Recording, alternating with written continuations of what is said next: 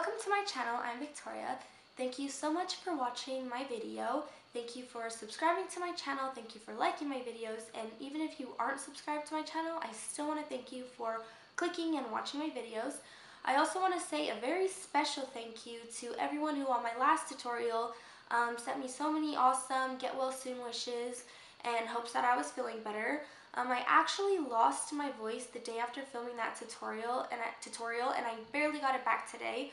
So I had to jump on here very quickly and film this look because I have actually been planning it for about 3 or 4 months. And why I have been planning it for so long is because the lashes I'm wearing, which you can't really probably see them too good right now, but I'll insert a clip in the tutorial where you're going to be able to see them better, actually have little green rhinestones on them. And I got them from Flutter Lashes when Flutter Lashes was having this huge blowout sale.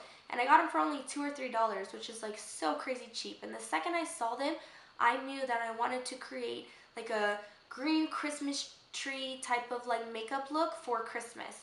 So I couldn't pass up this opportunity to use these lashes and create this look I've been planning for so long, so I had to hurry up and film today.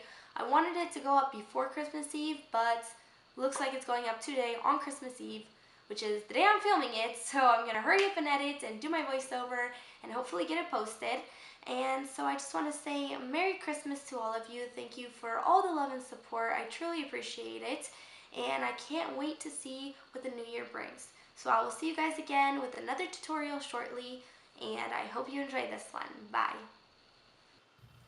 For the makeup look today, we are using the Anastasia Beverly Hills Subculture palette. This is the one that you can get at Marshall's or TJ Maxx, and I'm just taking the shade Dawn and running that throughout my crease for my transition shade. And this is a different formula than the one you will find at Ulta or Sephora. I don't know if they switched them out now and now have the new formula. I'm not positive, but you can always look at the box and compare it to pictures online to see if they have the new ones now.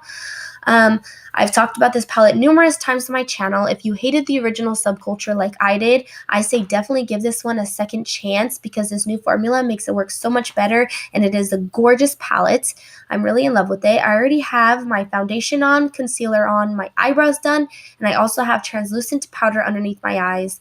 I went ahead and did that because I really just wanted to give my voice a break, and I didn't want to do too much of a voiceover today, so I just skipped that part ahead of time just so that I could give my voice a little bit of a break. And then I'm taking the light green shade in the palette, and I'm applying this all throughout the crease. You really want to be careful with green eyeshadows. They can be very, very tricky and hard to blend, especially deeper green toned shades. So you really just want to take a little bit on the brush and really just blend it throughout the crease back and forth and be very, very patient. Then I'm taking the dark green shade from the palette and I'm taking that on the side of a blending brush, and I first just tap it onto the eyelid. I'm not blending it throughout the crease yet, so I first tap down, and then once I have some pigmentation on the lid, I then go back and blend it throughout the crease. I blend this very slowly. I don't wing it out crazy or anything because with a dark green shade like this, you want to be very careful. You can easily get shadow just splattered onto your nose, your inner corner, your outer corner. It can drop on your under eye. So if you're very careful and tap it on first and then slowly blend it out and take your time, you will not get heaps of fallout everywhere. Then I'm taking the Too Faced Chocolate Gold palette, and I'm taking the shade Moneybags, and this is MAC Fix Plus. This is what I always wet my sparkly or shimmery eyeshadows with. It just makes them really pop, and then also it makes them a lot more manageable. You can really like carve out your entire eyelid and have a whole very defined crease and eyelid area if the shadow was wet first. It makes it almost like painting opposed to just putting on a dry shadow, which can be more difficult to achieve a very like defined eyelid. And I'm obsessed with this green shade in this palette. It is so gorgeous. It is a true just dark Christmas green. Then I'm wiping off all that translucent powder I applied before just to catch any fallout. Luckily, I didn't have any. Then I'm going back in with the shade Dawn, which was that light brown shade, and I'm applying that to my lower lash line. This is the base for the greens to go on top of. I'm then taking the light green shade again, and I'm applying this very carefully. I'm really taking my time and just going back and forth on a small little brush so that I don't make a mess. Then I'm taking the dark green shade, and I'm barely applying any. This is very slow, and I'm making sure not to flick it all over the place.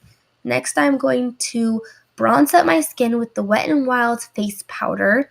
I just get it a couple shades darker than my skin, and I use it as a bronzer because it is so natural and gorgeous looking. It also is super affordable.